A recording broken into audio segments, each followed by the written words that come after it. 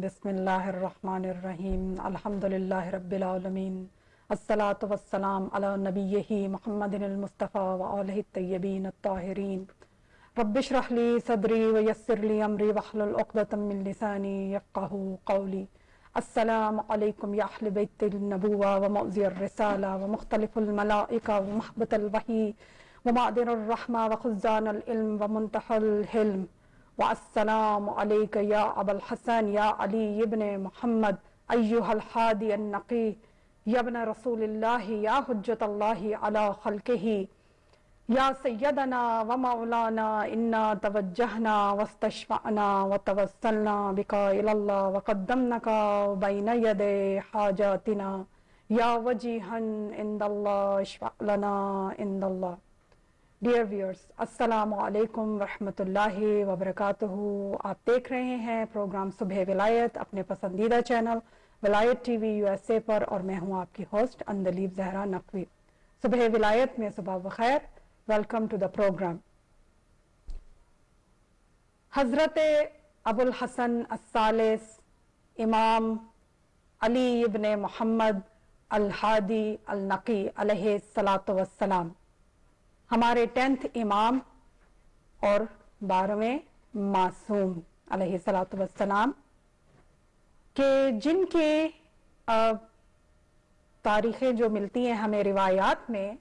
وہ رجب المرجب کی 2nd اور 5th آپ کی ایک روایت کے مطابق آپ کی تاریخ ولادت باسعادت ہے، اور اسی طرح سے جو 3rd آف رجب المرجب ہے وہ آپ کی تاریخ شہادت ہے۔ تو آج کا ہمارا جو پروگرام ہے ڈیئر ویورز، وہ ہمارے 10ویں امام امام الحادی النقی علی ابن محمد علیہ الصلاۃ والسلام سے منسوب ہے، ان سے ڈیڈیکیٹڈ ہے۔ آج کے پروگرام میں ہم آپ کی سیرت زندگی، آپ کی مبارک زندگی اور آپ کی سیرت پر گفتگو کریں گے، روشنی ڈالیں گے، اور کچھ نہ کچھ اس سے حاصل کرنے کی کوشش کریں گے۔ جیسا کہ میں نے بتایا کہ کچھ روایات کے مطابق رجب کی 2 تاریخیں آپ کی تاریخ ولادت باسعادت کی اس میں ہمیں ملتی ہیں۔ تو جو ایئر ہے وہ 212 سن ہجری کا سال ہے، کہ جس میں بتایا جاتا ہے کہ آپ کی ولادت مدینہ منورہ سے کچھ فاصلے پر ایک جگہ ہے، وہاں پر ہوتی ہے۔ اور اس کے بعد ہم دیکھتے ہیں کہ آپ کی جو دور امامت ہے ہمارے 10th امام کا، وہ بہت ہی ارلی ایج میں ان کا شروع ہو جاتا ہے۔ ویسے تو جتنے بھی ہمارے ائمہ علیہ الصلاۃ والسلام ہیں، وہ ہمارا اس پہ ایمان ہے، عقیدہ ہے کہ وہ امام پیدا ہوتے ہیں۔ وہ جب دنیا میں تشریف لاتے ہیں تو وہ دنیا میں جب ان کا ظہور پر نور ہوتا ہے تو وہ امام ہی کی اس میں صورت میں آتے ہیں۔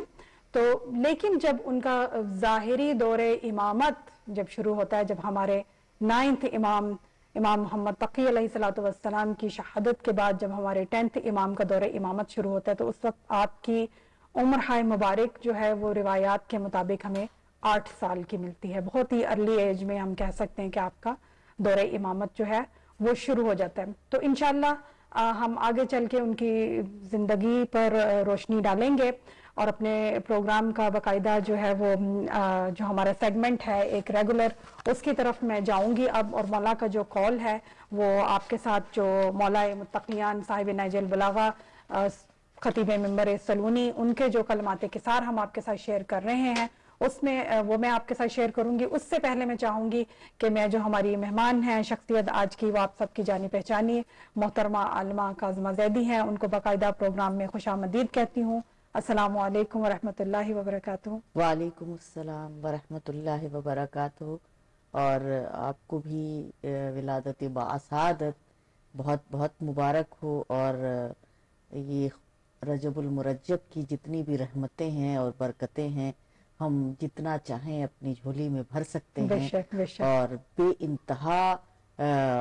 رحمت برکتوں کا مہینہ ہے، جہاں پر خدائے تعالیٰ نے استغفار کے دروازے کو کھول سبحان دیا اللہ، ہے، بے شک اور وہ ہماری دعاؤں کو سننے کے لیے تیار ہے بے کہ شک، میری بارگاہ میں آؤ اور آ کر مجھ سبحان سے اللہ۔ توبہ و استغفار کرو، میں تمہارے گناہوں کو محو کر دوں گا۔ تو ہم سب اس کی برکتوں سے فیضیاب ہوں گے انشاءاللہ تعالی اور اس کی رحمتوں سے. بہت خوب بہت خوب. جیسا کہ ہمارے ویورز جانتے ہیں کہ ہم ماہ رجب المرجب میں داخل ہو چکے ہیں اور آج چکے 6 رجب ہے اور ظاہر ہے کہ ہم لیلۃ الرغائب سے بھی گزر چکے ہیں اور وہ رغبتوں والی رات, وہ رحمتوں والی رات, وہ برکتوں والی رات کہ یہ جو ماہ ہے ماہ رجب المرجب ہے, ماہ رجب اسب ہے, اس کے بہت سے نام آتے ہیں ہمیں روایات میں ملتے ہیں. ماہ رجب المکرم ہے, بہت ہی رحمت والا, بہت ہی فضیلت والا, بہت ہی برکت مہینہ ہے کیونکہ یہ پروردگار دو عالم سے منسوب ہے. جیسے کہ ہمیں سرکار ختمی مرتبہ حضرت محمد مصطفیٰ صلی اللہ علیہ وسلم کی روایات میں حدیث میں ملتا ہے کہ رجب المرجب جو ہے وہ اللہ سبحانہ و تعالیٰ کا مہینہ ہے, وہ اللہ سے منسوب ہے. تو اس میں ہماری پریپریشن ہو رہی ہے, ہماری تیاری ہو رہی ہے. اور جیسے کہ محترمہ نے بھی بہت خوب فرمایا کہ ہمیں اس میں زیادہ سے زیادہ استغفار کر کے پروردگار سے رجوع کرنا چاہیے کہ اس نے باب جو ہیں وہ رحمت کے, وہ مغفرت کے کھول دیے ہیں. اور اب یہاں پر ہماری جو ذمہ داری ہے, ہماری جو وہ یہ ہے کہ اس میں توفیقات میں اضافہ ہو. پروردگار دو عالم ہمیں اس مہینے کی جتنی بھی برکتیں ہیں ان سے ہم لطف اندوز ہو سکیں اس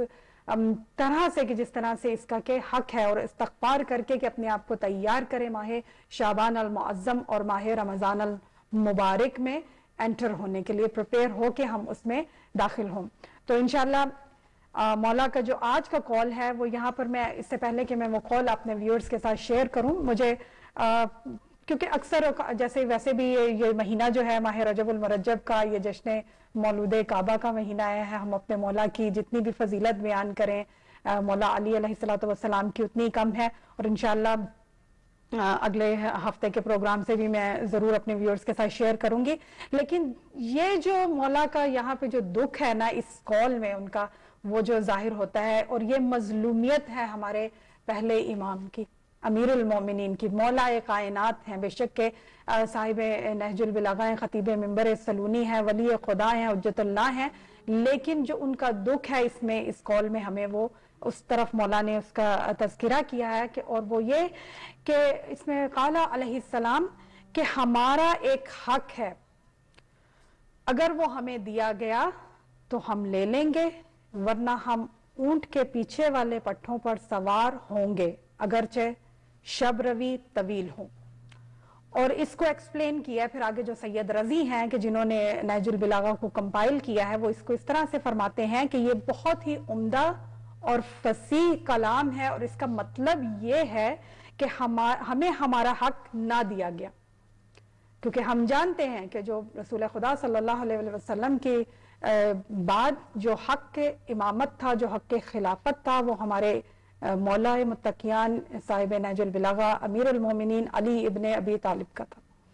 اور ظاہر ہے کہ وہ حق ان سے چھین لیا گیا, وہ حق ان سے لے لیا گیا, اور اس کا یہاں پہ تذکرہ ہے کہ, اور ظاہر ہے کہ انہوں نے کہا کہ وہ تو سمجھ رہے تھے کہ ہم ذلیل و خوار ہو جائیں گے, اور یہ مطلب اس طرح سے نکلتا ہے کیونکہ اونٹ کے پیچھے والا حصہ جو ہے جس کا مولا نے اس میں اپنے کال میں ذکر کیا ہے کہ پٹھوں پر سوار ہوں گے, تو وہ اس طرح سے نکلتا ہے کہ اونٹ کے پیچھے والے حصے پر ردیف اور غلام اور قیدی لوگوں کو, اور اس قسم کے لوگ اس زمانے میں سوار ہوا کرتے تھے. اور سید رضی اس میں یہ بھی فرماتے ہیں کہ اس تحریر کے معنی کا ماحصل یہ ہے کہ حضرت یہ فرمانا چاہتے ہیں کہ اگر ہمارے حق کا,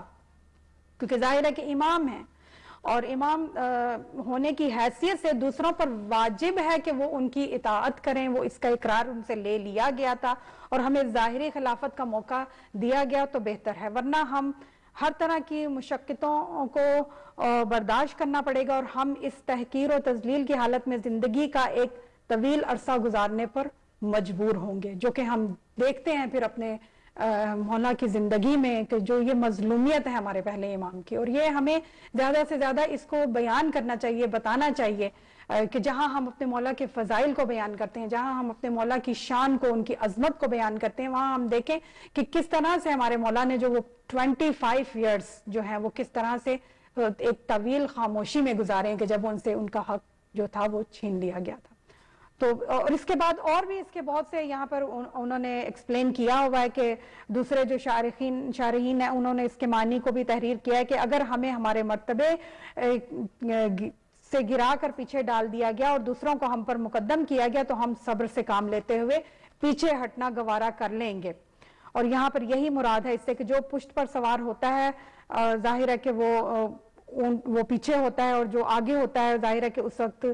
چونکہ ان کا حق جو تھا وہ ان کو نہیں دیا گیا، تو ہم ان سے ظاہر ہے کہ وہاں پہ صبر کریں گے اس سے، اور حق جو ہے وہ ہمارا ہے، لیکن اس سے ہم یہ نہیں ہے کہ اپنے حق سے یہ کہیں کہ یہ ہمارا حق نہیں تھا، اپنے حق کو بتایا وہاں پہ، اس چیز کا مولا نے اظہار کیا ہے۔ اور یہ ہمیں جا بجا ہم جب نہج البلاغہ کا مطالعہ کرتے ہیں، جب نہج البلاغہ پر غور و فکر کرتے ہیں، جب ہم اپنے مولا کی زندگی پر غور و فکر کرتے ہیں، تو یہ ہمیں جا بجا یہ چیز جو ہے وہ دیکھنے کو ملتی ہے، سمجھ میں آتی ہے۔ تو بہرحال یہ بھی بہت ضروری ہے کہ جہاں ہم اپنے مولا کی فضیلت کو، عظمت کو بیان کریں، اسپیشلی اس مہینے میں کہ جو ہمارے مولا کی ولادت باسعادت سے منسوب ہے، وہاں پر ہم ان کے اس حق کو بھی یاد کریں کہ جو ان سے لے لیا گیا تھا، اور اس وقت کو بھی یاد کریں۔ تو آج کا ہمارا جو پروگرام ہے وہ بھی ایک علی کے نام سے منسوب ہے، کیونکہ آپ کا بھی جو اس میں گرامی ہے ہمارے 10th امام کا، وہ بھی علی ہے، علی ابن محمد علیہ الصلوۃ والسلام۔ تو میں اپنی مہمان کو محترمہ عالمہ کاظمہ زیدی کو دعوت گفتگو دوں گی کہ آپ مولا کی سیرت زندگی پر، سیرت طیبہ پر، حیات طیبہ پر روشنی ڈالیں۔ اور جس طرح سے میں مطالعہ کر رہی تھی اپنے اس 10th امام کا، تو مجھے یہ چیز بہت زیادہ دیکھنے میں آئی کہ بہت سے جو فتنے ہیں ان کو مولا نے بہت ہی خوبصورت حکمت عملی سے کچلا ہے وہاں پر، جس طرح سے تو ہم دیکھتے ہیں کہ بہت سے اس میں فتنے جو ہیں وہ اٹھتے نظر آتے ہیں ہمیں۔ ولا حول ولا قوة الا باللہ العلی العظیم، اعوذ باللہ من الشیطان اللعین الرجیم، والصلاة والسلام والتحیۃ والاکرام اہل بیت النبوہ ومعدن الرسالہ ومختلف الملائکہ ومحبت الوحی وخزان العلم وارکان البلاد وعناصر الابرار وسلالۃ النبیین وامناء الرحمن، والصلاة والسلام والتحیۃ والاکرام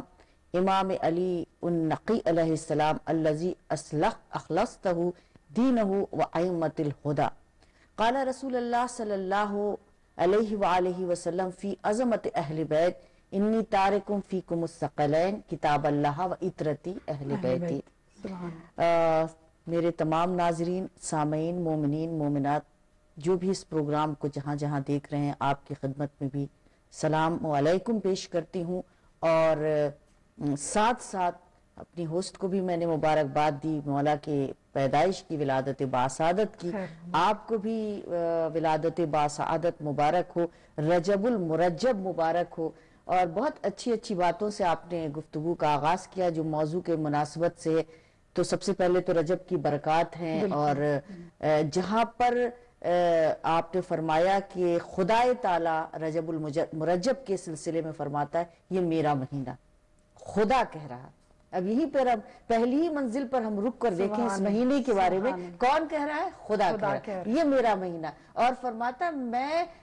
رحمت اتنی نازل کرتا ہوں کہ تم سوچ ہی نہیں سکتے اس مہینے کے اندر۔ اور وہ جب یہ کہہ دے کہ میں استغفار کے دروازے کو کھول دیتا ہوں، جہاں پر ہے کہ پورے مہینے میں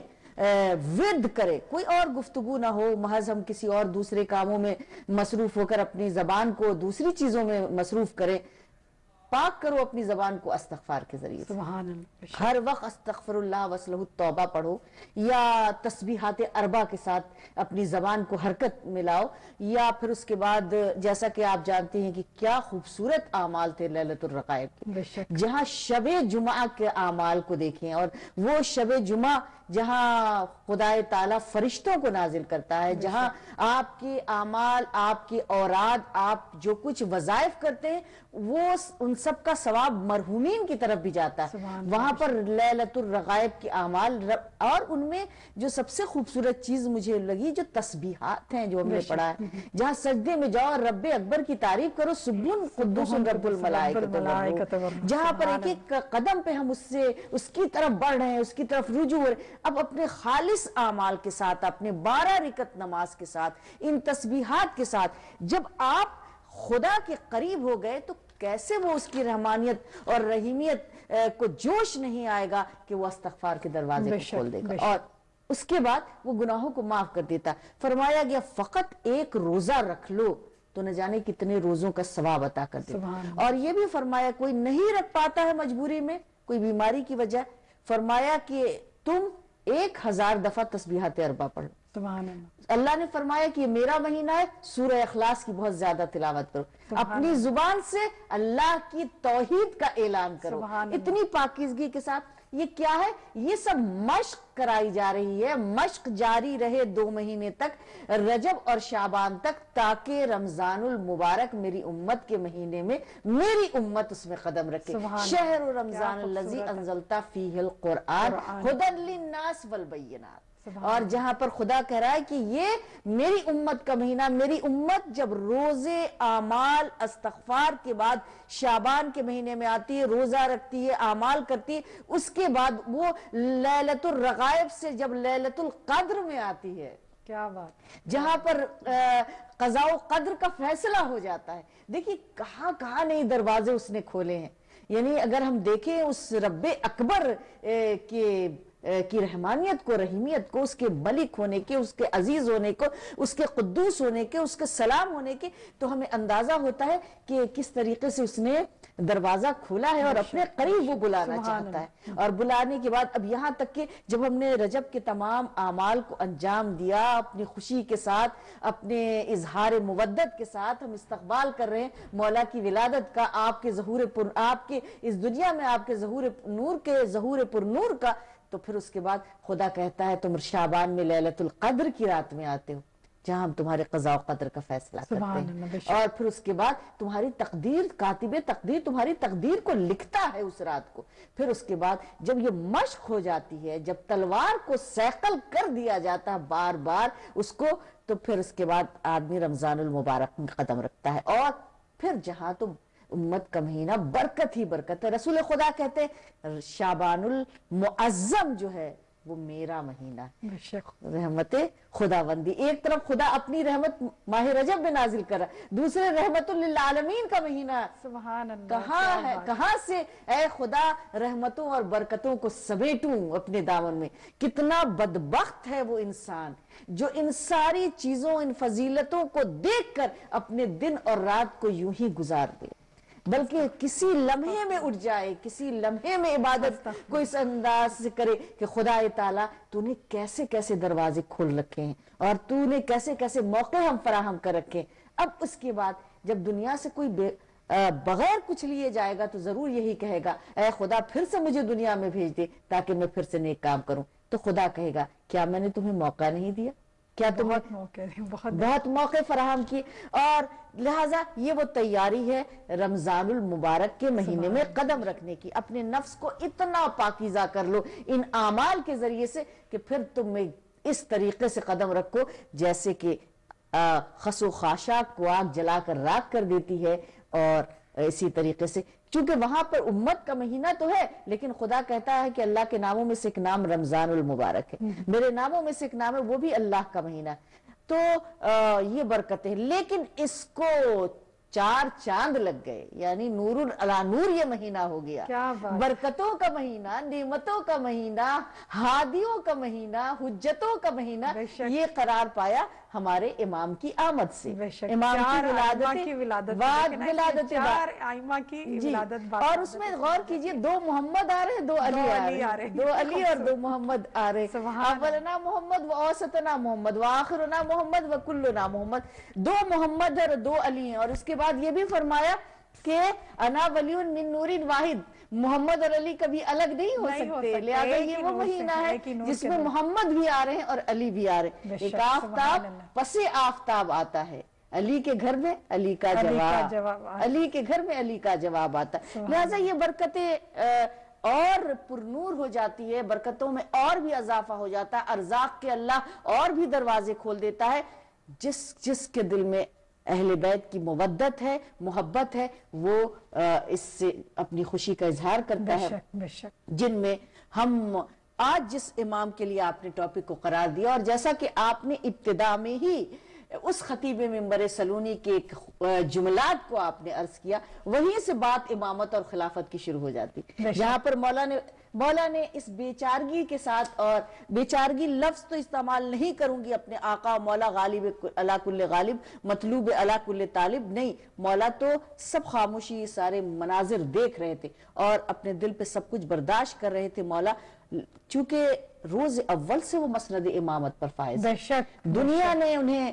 اپنی طاقت کے مطابق ہٹانا چاہا، ظاہری خلافت کی بات ہو رہی ہے، اور وہ ظاہری خلافت کی بات ہو رہی ہے، بظاہر مسند امامت پر تو متمکن ہے اور جلوہ افروز ہے میرے مولا کی ذات، اور میں یہاں پر مگر مولا اس وقت خاموشی سے، جیسا کہ عرض کیا مولا نے کہ میں دیکھ رہا تھا وہ سارے مناظر کو، چونکہ وہ شجر اسلام کو تناور کرنا چاہتے تھے، شجر اسلام کو باراور کرنا چاہتے تھے، شجر اسلام کو مضبوط بنانا چاہتے تھے، انہیں معلوم تھا کہ دنیا آئے گی میرے دروازے پر، دنیا رجوع کرے گی، میں حاکم وقت بھی میرے دروازے پر آئے گا، دوڑ دوڑ کر آئے گا اور بار بار یہ کہے گا، دنیا کا بنایا ہوا حاکم یہ کہتا ہوا نظر آئے گا، میں ہلاک ہو جاتا اگر علی کی ذات مبارک نہ ہوتی، علی کی ذات پرنور نہ ہوتی۔ تو یہاں پر بات جو ہے وہ مولا نے جا بجا خطبہ شقیہ کو آپ پڑھ لیں، جہاں پر اظہار مولا نے کس طریقے سے ابن عباس نے سوال کیا اور مولا نے بتایا کہ آپ نے خلافت کے لیے تلوار کیوں نہیں اٹھائی، مولا آپ نے وہاں پر جو مولا کا ایک فصیح و بلیغ انداز میں مولا نے اپنا اس کو اظہار کیا، اس کے ساتھ ساتھ مولا نے یہ بھی جملہ ارشاد فرمایا، دیکھیے خلافت، امامت، حجت، اولی الامر ہونا، یہ سب منصوص من اللہ، خدا کی طرف سے، اور یہ عطا پروردگار کی، اس نے فرمایا ہے کہ اِنَّا عَلَيْنَا لَلْهُدَى وَإِنَّا عَلَيْنَا لَلْآخِرَةِ وَالْأُولَى، بے شک ہدایت کی ذمہ داری ہمارے اوپر ہے، دنیا و آخرت کا حساب و کتاب میرے ہاتھ میں، ہادی ہم بنائیں گے، حجت ہم قرار دیں گے، امام ہم بنائیں گے، اور ہر چیز کا اظہار اللہ نے اپنی بابرکت پرنور کتاب کے اندر فرما دیا، اور بار بار سرکار ختمی مرتبہ نے اپنی زندگی میں نام بتا کر، اعداد بتا کر بھی بتایا کہ حجت کتنی ہوگی، نام کیا ہوگا، کنیت کیا ہوگی، سب کچھ بتایا۔ ساتھ ساتھ مولا نے جیسا کہ آپ نے ارشاد فرمایا، ہم یہاں پر یوں ہی آگے نہیں بڑھ جائے، بہت اچھی بات خلافت اور امامت کی مولا کی نہج البلاغہ سے آپ نے شروع کی، وہیں پہ عرض کروں کہ مولا خود فرماتے، میرا مقام چکی میں جس طریقے سے کیل کی مانند ہوتا ہے، چکی چل نہیں سکتی، کائنات گردش لیل و نہار رک جائے اگر علی کی ذات مبارک نہ ہوتی، یہ کائنات کی گردش ٹھہر جاتی، ختم ہو جاتی، چونکہ فرمایا گیا ہے کہ ایک لمحے کے لیے بھی دنیا حجت خدا سے خالی نہیں رہ سکتی ہے، اور تم متمکن ہو جاؤ، تم بیٹھ جاؤ، تم مسند پر جتنے بھی اپنے دل کی خواہشوں کو پورا کر لو، لیکن وقت کا امام کوئی اور ہے، وقت کی حجت کوئی اور ہے، اور جس کے لیے فرمایا گیا کہ آپ تو بیٹھ گئے مسند پیغمبر پر، آپ کے سر پہ وہ من کنتوں کی دستار کہا، وہ تاج جو ہے من کنتوں کا، وہ صرف اور صرف میرے مولا کے سر پہ زیب دیتا ہے، اور مولا کے جو گھر والے، مولا کے جو فرزندان گرامی ہیں، جو آپ کے بعد امامت کے عہدے پر فائز ہوئے ہیں، ان سب پر امامت کا تاج زیب دیتا ہے، اور کسی کے سر پہ یہ امامت کا تاج زیب نہیں دے سکتا۔ یہاں پر تو امام علی النقی علیہ السلام کی ولادت باعثادت، آپ ائمۃ الہدی، اماموں میں سے چنے ہوئے ایک امام ہیں، ہدایت یافتہ ہیں آپ، اور اس کے ساتھ میں یہ عرض کروں کہ اب آپ آئیں جب تسلسل کو دیکھیں امام کے لیے کہ صولت الحیدریہ، عصمت الفاطمیہ، حسن الحسنیہ، شجاعت الحسینیہ،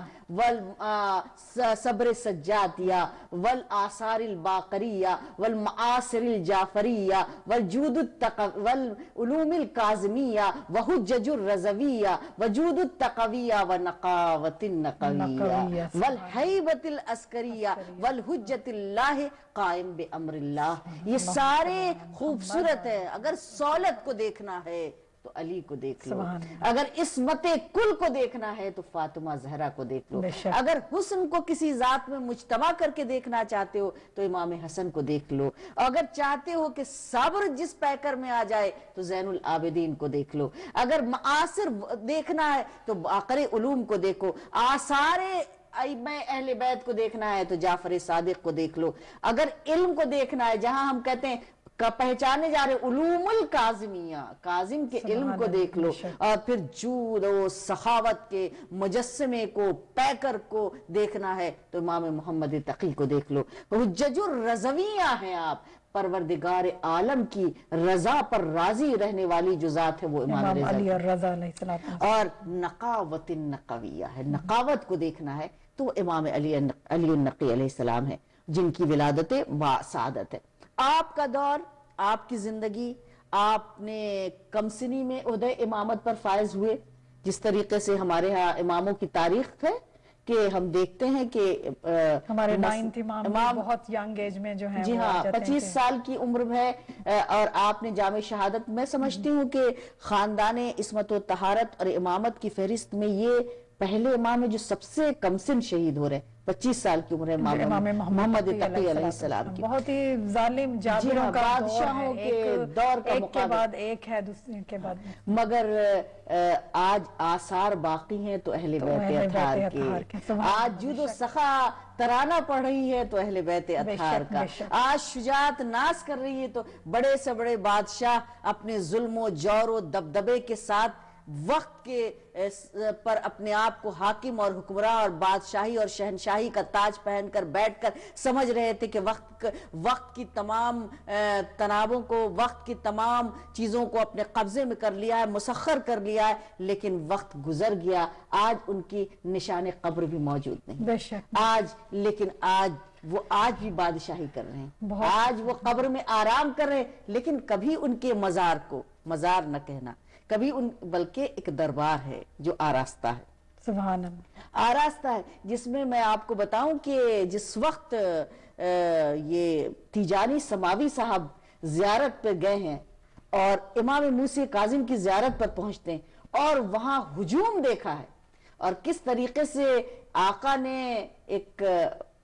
اپنی مودت ان کے دل کے اندر ڈالی، اور کتنے لوگ جو ہے وہ حقیقت میں ایمان کے قریب آ گئے اور کل ایمان سے اپنا تمسک قائم کر لیا، اور تیجانی سماوی صاحب کو سلام ہے کہ آپ نے مولا اور آقا کو پہچانا اور اہل بیت اطہار کی سیرت کو جانا۔ وہاں پر وہ فرماتے ہیں کہ میں جس وقت ذریعہ اقدس پہ کھڑا ہو کر میں دیکھ رہا تھا جہاں ہر طرف قرآنی آیتیں لکھی ہوئی تھی اور لوگ اس ذریعہ اقدس پر کس طریقے سے دعا مانگ رہے تھے، چونکہ حاجت کا دروازہ ہے، رحمت الہی، باب الحوائج، تو سمجھیے کہ ان کی حیرت کی انتہا نہ رہی تھی۔ تو بادشاہ تو گزر گئے، روب و دبدبہ ختم ہو گیا، شہنشاہیت ختم ہو گئی، وہ ساری چیزیں، وہ حکومت، وہ بادشاہ، وہ سپاہی، ان کے خزانے، ان کے وزراء سب ختم ہو گئے، بادشاہی باقی ہے تو علی کائنات، سبحان اللہ، اور شہنشاہی باقی ہے تو شہنشاہ کائنات، مولا کائنات کی، اور آپ کے فرزندان گرامی کی۔ انہیں کبھی ایسا نہ سمجھنا کہ یہ معمولی قبر ہے، یہ مقابر نہیں ہے، بلکہ یہ حاجات کے دروازے۔ بے شک، لہذا اس منزل پر آپ نے دیکھا کہ جیسا کہ عرض کیا کہ بادشاہ تھے، ظالم اور جابر بادشاہوں کا دور دیکھا، امام علی النقی علیہ السلام نے کم سنی میں عہدہ امامت پر آپ فائز ہوئے، اور آپ کے القابات کو اگر میں دیکھوں تو کنیت کو دیکھیے، آپ کا نام دیکھیے تو کچھ 4 ہیں جن کو ابو الحسن کہا گیا، ایک میں امام ابو الحسن تو مولا کائنات کی ذات ہے، جو آپ کو کنیت آپ کے ابو تراب آپ کو کہا گیا، امام رضا علیہ السلام جو ہے آپ بھی ابو الحسن ہیں، اور اس کے ساتھ ساتھ امام موسی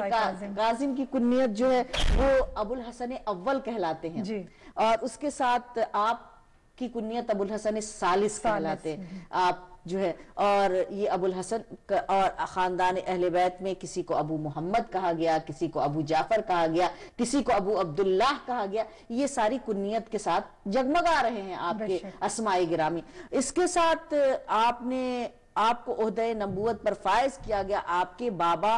نے جب جامع شہادت کو نوش کیا، اور کہا جاتا ہے کہ دنیا ایک لمحے کے لیے بھی حجت خدا سے خالی نہیں رہ سکتی. آپ درجہ شہادت پر فائز ہوئے، آپ کے پدر بزرگوار، آپ مسند امامت پر آ گئے. اور کبھی کبھی تو ایسا بھی ہوا، جیسا کہ میں نے پہلے بھی عرض کیا تھا، کہ اس کائنات میں 4 امام موجود رہیں، اور ایک لمحے کے لیے بھی خدا نہیں چاہتا. ہم اس دنیا کے حکمراں بادشاہ جب دنیا سے مر جاتے ہیں تو ایک بیٹھک بیٹھتی ہے، پھر سوچا جاتا ہے کسے بادشاہ بنایا جائے، کسے صدارت کی کرسی پہ بٹھایا جائے. مگر خدا کا نظام بہت مختلف ہے. خدا نے خود ہی فرمایا ہے کہ ایک لمحے کے لیے بھی ولا کل قوم ہاد، ہر قوم کے لیے ایک ہادی ہے، ایک رہبر ہے. دنیا ایک لمحے کے لیے بھی حجت خدا سے خالی نہیں رہ سکتی. یوما ندعو کل اناس بامامہم، ہر قوم کو اس کے امام کے ذریعے سے پکارا جائے گا، اٹھایا جائے گا. عرق کے ماننے والے ہیں، اسنا عشر ہیں، اور ہم نے اپنا ہاتھ دامن اہل بیت سے پکڑ لیا اور اپنے آپ کو وابستہ کر لیا ہے ان سے جنہیں خود خدا چاہتا ہے پہچانوانا چاہتا ہے. بے شک، سبحان اللہ. اور یہاں پر آپ کو میں بتاؤں کہ جہاں بات امام کی آتی ہے، امامت کی آتی ہے، ہمارے عقیدے کی آتی ہے، تو یوں ہم نے خود سے منتخب نہیں کیا ہے، بلکہ قرآن کی روشنی میں جہاں پر فرمایا گیا اطیعوا اللہ و اطیعوا الرسول و اولی الامر منکم، اس اولی الامر پہ رک کر مسلمانان اسلام نے اس کی تفاسیر میں یہ پیش کیا کہ اولی الامر سے مراد جو ہے حاکم وقت ہوتا ہے، چاہے وہ جابر ہو، چاہے وہ ظالم ہو، چاہے وہ علم نہ رکھتا ہو. لیکن کیسے ہیں وہ افراد جو ان صاحبان علم کو دیکھ کر، ان اولی الامر کو دیکھ کر، جہاں رسول خدا نے خود پہچنوایا ہے، جس پہ فرمائے جابر ابن عبداللہ انصاری کی روایت پر رسول خدا کی سند ہے کہ رسول خدا فرما رہے ہیں. جابر نے جب اولی الامر کی آیت پہ آئے اور ٹھہرے تو سوال کیا کہ یا رسول اللہ، ان سے مراد کون ہے؟ یہ زمانے کے بادشاہ، حاکم، حکمراں، جن کے پاس نہ علم ہے، جن کے پاس نہ طاقت ہے، جن کے پاس علم اکتسابی بھی ٹھیک سے نہیں ہے، وہ کون ہے؟ جس پہ سرکار ختمی مرتبہ نے فرمایا ہؤلاء ائمتکم و خلفائی، تمہارے لیے وہ امام ہے، میرے لیے وہ خلیفہ. اور فَإِذَا مَزَا، جب ان کے بعد ایک چلے جاتے ہیں تو پھر اس کے بعد ان کا فرزند ہوتا ہے. اور یہاں تک کہ فرمایا جب بات 5ویں تک آئی، جابر ابن عبداللہ انصاری وہ صحابی رسول ہیں جن کو وہ شرف حاصل ہوا ہے، اور خدا تعالیٰ نے ان کو وہ طولانی عمر عطا کی کہ 5ویں حجت سے ملاقات کیا. اور اس کے بعد جب وہ پوچھتے جاتے ہیں اور بتاتے جا رہے ہیں کہ اب ان کے بعد امام حسن ہوں گے، اب ان کے بعد ان کے فرزند امام حسین ہوں گے، اور اس کے بعد امام زین العابدین ہوں گے. اس کے بعد ایک جملہ کہا امام محمد باقر کے لیے، کہا کہ المعروف بالتورات بالباقر، یہ معروف ہوں گے، جانے جائیں گے تورات میں باقر کے ذریعے سے. کیا کہنا، ہم قرآن میں اولی الامر کی بات آتی ہے تو اس کی تفاسیر کچھ اور پیش کرتے. خدا تعالیٰ نے ان کے نام کو تورات میں بھی رکھا ہے، خدا تعالیٰ نے ان کے نام کو انجیل میں بھی رکھا ہے. انجیل میں فاطمہ زہرا کو مبارکہ کہا گیا ہے، انجیل میں مولائے کائنات کو ایلیا کہا گیا ہے، انجیل میں حضور سرور کائنات کو احمد کہا گیا ہے. یہ اس طریقے سے سارے نام اللہ نے اپنی آسمانی کتابوں میں ان رہبر کے، ان ہادی کے، ان حجت کے نام کو رکھا. فرمایا کہ تورات میں اس کو باقر کہا جائے گا، اور اس کے بعد فرمایا کہ باقر میرے 5ویں کو میرا سلام کہتے ہیں. اور آگے بڑھتے ہیں، فرمایا کہ اب اس کے بعد ایک وہ آئے گا کہ سمعی، اس کا نام اور اس کی کنیت سب کچھ میری ہوگی، اور وہ نام بھی میرا ہوگا، اس کی کنیت بھی میری ہوگی، اور زمین کو وہ عدل و قسط سے بھر دے گا. زمین کو اس طریقے سے جیسے وہ ظلم سے پر ہے، وہ عدل سے بھر دے گا. اللہم صلی علی محمد وعلی محمد وعجل فرجہم. یہاں پہ میں اپنے ویورز کو یہ بھی بتاتی چلوں کہ ہمارا فون نمبر جو ہے وہ اناؤنس ہو چکا ہوا ہے، تو آپ ڈیفینیٹلی پروگرام میں شرکت کر سکتے ہیں، کال کر سکتے ہیں. اور آج کے ٹاپک کے حوالے سے، ہمارے 10th امام کے حوالے سے اگر آپ کچھ شعر سنانا چاہیں، کوئی منقبت سنانا چاہیں، کچھ ان کے زندگی کے حوالے سے کچھ کہنا چاہیں، رجب کے حوالے سے اگر کوئی دعا ہمارے ساتھ شیئر کرنا چاہیں، تو آپ ڈیفینیٹلی کال کر کے ہمارے ساتھ پروگرام میں شرکت کر سکتے ہیں. جی. اور سامعین و ناظرین، مومنین و مومنات، آپ سن رہے ہیں یقیناً ہماری محبت کا یہی تقاضا ہے کہ جس امام کی ولادت باسعادت آئے بھرپور ان کے فضائل بیان کیے جائے، چونکہ یہ سارے اوصاف خداوند تعالیٰ کی طرف سے عطا ہوئے ہیں۔ خدا تعالیٰ چاہتا ہے کہ میں پہچانا جاؤں، وَخَلَقْتُهُ الْخَلْقِ، میں نے خلق کو خلق کے ذریعے سے پیدا کیا، میں چاہتا ہوں کہ پہچانا جاؤں تو میں نے نورانی شمعوں کو روشن کیا۔ میرے اوصاف کو تم دیکھنا چاہتے ہو، تم ان کو دیکھ لینا، میری سیرت اور اوصاف جو ہے میں نے ان کے اندر ڈال دی۔ لہٰذا یہاں پر ہم اور آپ امام علی النقی علیہ السلام کی زندگی کو اور امامت ہی کو ذکر کر رہے ہیں، تو بات 5ویں کی آئی تو تورات میں اللہ نے اس کو باقر کے نام سے کہا۔ جابر ابن عبداللہ انصاری کو کہا کہ اس کو رسول خدا نے میرا سلام پہنچا دینا۔ مدینے کی گلیوں میں امام محمد باقر آواز دے رہے، اے باقر، اے باقر، باقر تم کہاں ہو، آؤ اپنے جد کا سلام لے لو۔ اب جیسے ہی جابر ابن عبداللہ انصاری کی آواز کو سنا، قریب گئے، کہا باقر آپ اپنے جد کا سلام لیں۔ کہا آپ نے آنکھوں سے تو نابینا تھے، آپ نے پہچانا کیسے؟ کہا خوشبو رسالت آ رہی ہے، خوشبو رسالت آ رہی ہے، یہ وہ خوشبو ہے معصوم کی جس پر پھر جابر ابن عبداللہ کی روایت کی سند ہے، اور وہ سند یہی ہے کہ حدیث قصہ کے شروع میں آپ دیکھیں ہر آنے والا کہہ رہا میرے جد رسول خدا کی خوشبو آ رہی، کوئی کہہ رہے میرے بھائی کی خوشبو آ رہی۔ تو اس طریقے سے پتا چلا کہ ہر کس و ناقص مشام کا مشام جو ہے وہ رسالت کی خوشبو کو نہیں سونگ سکتا ہے، سونگ سکتا ہے ایک معصوم کی خوشبو کو سونگ سکتا ہے، محسوس کر سکتا ہے۔ اور ظاہر ہے کیوں نہ ایک محمد دوسرے محمد کے خوشبو کو سن سکتے، چونکہ یہ لمحوں کا لمحی ہے، وہ یہ دموں کا دمی ہے، یہ ان کے خون سے تیار ہوئے، ان کے گوشت سے تیار ہوئے، وہی کو چوسا ہے، اپنے علم کو ان کے قلب کے اندر اتارا ہے، ان کے اندر علم وہبی ہے، ان کے اندر سرکار رسالت مآب صلی اللہ علیہ وآلہ وسلم کی سیرت ہے، آپ کا علم ہے، سب کچھ سراپا ہے۔ جب ہی تو جا رہے ہیں تو فرما رہے 2 ثقل اکبر کو تمہارے درمیان چھوڑ کے جا رہا ہوں۔ غور کیجئے، 2 بھاری چیزوں کو چھوڑ کے جا رہا ہوں، ایک اللہ کی کتاب ہے اور دوسرے میری اطرت ہے، میرے اہل بیت ہے۔ اب وہاں پر بھی تفاسیر میں وہاں پر بھی جب اس کی وضاحت کرتے ہیں تو بتائیے فرمایا کہ نہیں کتاب اہل بیتی اور سنتی، تو رسول کی سنت پر وہاں پہ فرمایا کہ رسول اللہ نے فرمایا کہ میں تمہارے درمیان 2 گرا قدر چیزیں چھوڑ کے جا رہا ہوں، ایک اللہ کی کتاب ہے، دوسرے میری سنت ہے۔ سب سے زیادہ سنت کی پیروی کس نے کی ہے؟ سب سے زیادہ سراپا رسول اللہ کون ہے جس نے میں آپ کو یہیں پر آپ کے سامنے ایک مثال کے طور پر ایک بات عرض کروں، اندلیب کے اگر کہیں مجلس ہو رہی ہے اور کوئی درمیان میں مجلس میں آ کر بیٹھ گیا اور جب مجلس ختم ہو گئی تو آ کر کسی سے سوال کرے کہ بھائی آج خطبے میں کیا پڑھا گیا، تو کوئی یہ کہے گا کہ میں تو مجلس میں اس وقت آئی تھی جبکہ خطبہ نکل چکا تھا، کوئی یہ کہے کہ میں مجلس میں اس وقت آئی تھی جبکہ درمیان میں مجلس تھی، کوئی یہ کہے کہ میں آخر میں آئی۔ تو انسان اس کو تلاش کرے گا جس نے اول سے لے کر آخر تک بولنے والے کے کلام کو سنا ہو، لہذا اب اس کے پاس ہم جائیں گے جس نے خطبے کو بھی سنا ہو، جس نے پوری مجلس کو سنا ہو۔ ایک مثال کے طور پر میں آپ کے سامنے بیان کر، آپ تلاش کیجئے، آپ کو رسالت رسول اللہ کے اقوال، سیرت اور اوصاف 3 جگہ سے مل سکتے ہیں، اصحاب کے ذریعے سے، ازواج کے ذریعے سے اور اولاد کے ذریعے سے۔ مگر ایک منزل جب اصحاب کی آئے گی، اصحاب کہیں گے میں باہر تو تھا، میں جنگ میں تو تھا، لیکن میں گھر کے اندر نہیں آ سکتا تھا۔ رسول خدا نے گھر میں کیا فرمایا مجھے کچھ نہیں معلوم۔ آپ آ جائیے ازواج کے پاس، ازواج یہ کہیں گے جو کچھ رسول اللہ نے گھر پہ عمل کیا میں اس کو دیکھ رہی تھی، مجھے باہر کا علم نہیں ہے کہ رسول اللہ نے سفر میں کیا کہا تھا، رسول اللہ نے حضر میں کیا کہا تھا، رسول اللہ نے جنگ کے موقع پر کیا کہا تھا۔ لہٰذا اب ان کے پاس جائیے جو اولاد ہیں، تو اولاد میں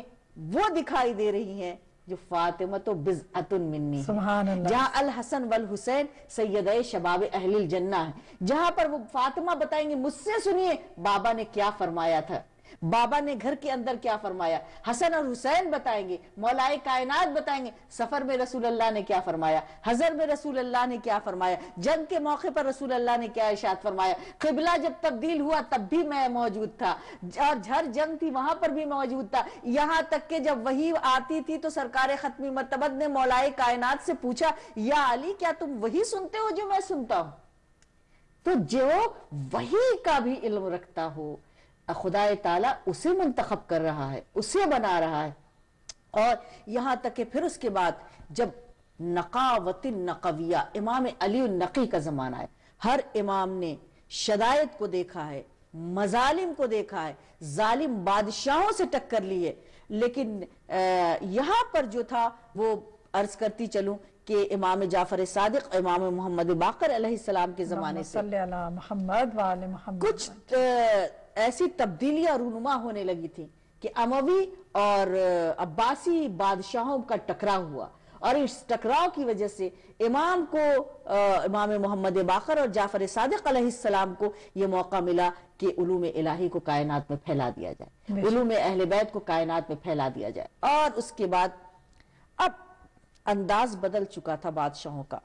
پہلے وہ چاہتے تھے کہ تیرو تبر و تلوار سے امامت کو قطع کر دیں، لیکن دیکھا کہ میں نے حسین کے گلو مبارک کو قطع کر دیا، مگر نیزے پر قرآن پڑھ کر حسین نے بتایا کہ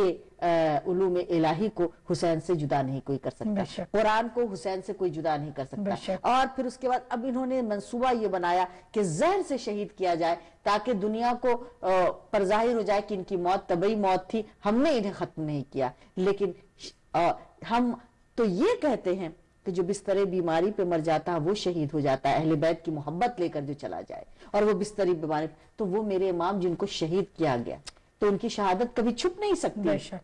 لہٰذا اب جب امام علی النقی کا زمانہ آیا، اس میں یہ دور تھا کہ ظالم بادشاہوں کو آپ نے دیکھا، جن میں سب سے ظالم بادشاہ متوکل تھا، جس نے خود اپنے زبان سے یہ کہا ہو کہ میں عباسی دور کا یزید ہوں، اپنے زبان سے یہ کہتا ہوا نظر آئے کہ میں عباسی دور کا یزید ہوں. مجھے تعجب لگتا ہے ایسے انسانوں پر جو ظلم کو اپنا کر اپنا تعارف کسی ظالم کے ذریعے سے کرا رہا، اپنا تعارف کسی ظلم کے ذریعے سے کرا رہا، اور کہے کہ میں جو کچھ کربلا میں یزید نے ظلم کیا میں اس سے کہیں زیادہ کروں. حجاج بن یوسف ثقفی ہے، یا متوکل ہے، یا معتمد باللہ ہے، یا متعز ہے، یہ سارے جو ہیں یہ سب کے سب وہ بنی عباس اور بنی امیہ کے وہ ظالم اور جابر بادشاہ ہیں جن کا ایک ہی مقصد تھا کہ آواز حق کو ختم کر دیا جائے، چونکہ اہل بیت سراپا حق تھے، سراپا حق تھے. جب علی حق کے ساتھ ہیں اور حق علی کے ساتھ ہے تو اس کا مطلب ہے اولاد علی بھی ویسے ہی سراپا حق ہے، اور حق کو ختم کرنا، چراغ ہدایت کو بجھانا چاہتے تھے. لیکن خدا یہ کہتا ہے کہ چاہے مشرکین کو کافرین کو کتنا ہی برا کیوں نہ لگے، میں اللہ اس چراغ کو کبھی بجھنے نہیں دے گا، وَلَوْ كَرِهَ الْكَافِرُونَ وَلَوْ كَرِهَ الْمُشْرِكُونَ. اس طریقے سے خدا قرآن میں کہہ رہا ہے چاہے کچھ ہو جائے یہ چراغ کبھی بجھنے والا نہیں. تم بظاہر انہیں ختم کر سکتے ہو، لیکن اور اگر انہیں زہر نہ دیا جاتا تو یہ دنیا سے نہیں جا سکتے تھے، لیکن ختم کیا گیا. اور اس کے بعد چونکہ ایک کے بعد دوسرے امام کو اس دنیا کے اندر آنا تھا، اور جو مقصد تھا کائنات میں جس طریقے سے ہدایت کرنا لوگوں کو، امام کی زندگی میں متوکل کا سامنا، اور متوکل کے ساتھ جابر بادشاہوں کے ساتھ ہم جب یہ زندگانی دیکھتے ہیں تو ہمیں اندازہ ہوتا ہے کہ سب سے پہلے تو یہی کہوں کہ آپ کی والدہ گرامی سمانہ خاتون کو لاکھوں سلام کہ جنہوں نے ایسی تربیت کی، اور ظاہر سی بات ہے آپ علوم الہی سے سرشار ہیں، لیکن جس ماں کی آغوش میں آیا ان کو بھی لاکھوں سلام، جس کے پدر بزرگوار امام محمد تقی ہیں، اور تقوی، پرہیزگاری اور جود و سخا جس کے قدموں پر آ کر ٹھہر جاتی اسے امام محمد تقی کہتے، آپ کے فرزند امام علی النقی. لہٰذا آپ کی سیرت زندگی میں دیکھتے ہیں کہ ظالم بادشاہوں سے منسلک افراد کے دل تبدیل ہو گئے. اصل کمال تو یہ تھا کہ ظالم بادشاہ کے درباری ہیں اور امام کی کمالات سے بہت متاثر ہی ہو یعنی گئے. کہ خوبصورت آپ نے بات کی ہے کہ جو ان کے طرف لوگ لگائے گئے تھے کہ امام کی، کیونکہ ہم جانتے ہیں کہ امام علیہ الصلوۃ والسلام نے جو 13 ایئرز ہیں وہ مدینہ میں گزارے ہیں. اس کے بعد یہ متوکل ہی ہے کہ جو امام کو سامرہ میں وہ عسکرین کی جو اس وقت وہ جگہ جو تھی وہ عسکر کے نام سے جانی جاتی تھی، سرمن رائے، اور یہ سامرہ کے مقام پر جب امام علیہ الصلوۃ والسلام کو بلایا جاتا ہے اور وہاں پہ ان کو ہاؤس ریسٹ میں رکھا جاتا ہے، اور وہاں پہ بہت سے لوگ جو ہیں وہ متوکل کی طرف سے اور یہی عباسی خلفاء کی طرف سے جو اپوائنٹ کر دیے جاتے ہیں کہ وہ جو امام علیہ الصلوۃ والسلام کی نگرانی کریں اور دیکھیں کہ ان کے گھر میں کیا ہو رہا ہے اور مطلب کیا کر رہے ہیں، ان کے پاس کیا ہے کیا نہیں. اور بہت سے لوگ تھے وہ جا کے اس وقت بادشاہ کو بتایا بھی کرتے تھے کہ ان کے پاس بہت سا اسلحہ ہے اور بہت سی طرح. لیکن ہم دیکھتے ہیں کہ پھر وہی لوگ جو ہیں جس طرح کہ آپ نے بتایا کہ ان کے دل کیسے بدل جاتے ہیں، وہ کس طرح سے پلٹ جاتے ہیں. ایک بہت ہی خوبصورت واقعہ جو میں اس میں پڑھ رہی تھی آپ نے 10th امام علیہ الصلوۃ والسلام کی زندگی کے حوالے سے، کہ وہاں پہ وہ ان سے بتاتا ہے کہ کوئی بھی ان کی یعنی کہ عزت اور تکریم نہ کرے مولا کی، اور جو پردہ ہے راستے میں جو لگا ہوا ہے وہ ان کے لیے نہ اٹھایا جائے، اور ان کو یہ خود آئیں اور تاکہ ان کو زحمت ہو اور لوگوں کو بھی پتہ چلے کہ بھی ان کی کوئی مطلب کہ عزت اور تکریم جو ہے وہ نہیں ہے، کوئی ان کی فضیلت نہیں ہے. تو اب وہ ظاہر ہے کہ اس کے بندے وہاں کھڑے ہوئے تھے اور وہ دیکھ رہے ہیں متوکل کے لوگ. امام علیہ الصلوۃ والسلام جب آتے ہیں تو ہوا اس رخ میں چلتی ہے کہ وہ پردہ اٹھ کے خود بخود آگے سے ان کے ہٹ جاتا ہے اور مولا آرام سے بغیر کسی زحمت کے آپ وہاں سے تشریف فرما لے جاتے ہیں. اور پھر اسی طرح جب مولا وہاں واپس آتے ہیں اپنے کام سے تو وہ پردہ جو ہے وہ ہوا کے ساتھ دوسری طرف اٹھ جاتا ہے اور مولا دوبارہ سے وہاں سے تشریف لے جاتے ہیں اپنے گھر کے اندر. اور مطلب یہاں تک کہ پھر وہ منع کر دیتا ہے کہ نہیں اچھا جو ہے وہ دوبارہ تم اسی طرح سے راستے سے پردہ ہٹاؤ اور ان کے لیے، ورنہ اس طرح سے ان کی اور عظمت ظاہر ہوگی، لوگوں کو پتہ چل جائے گا. تو بہت زیادہ کوشش کی جاتی ہے، بہت سی اس میں کنسپیرسیز آتی ہیں، بہت سے اس میں پلاننگ آتی ہے امام کے خلاف، لیکن اس کے باوجود جو امام کی فضیلت ہے وہ اس کو چھپا نہیں سکتے. آج بھی ہم دیکھتے ہیں کہ پھر ان کے جو ظاہر ہے کہ عسکرین ہمارے 11th امام، ہمارے 10th امام کا جو روزہ مبارک ہے اس کو شہید کر دیا گیا تھا 2006 میں، جب وہاں پر ظاہر ہے کہ دوبارہ سے بامبنگ کی گئی اور وہاں پہ اس کو شہید کر دیا گیا. اب الحمدللہ ہم نے ہمارے ویورز نے بھی دیکھا ہوگا جو سلام یا حسین کا جو خصوصی پروگرام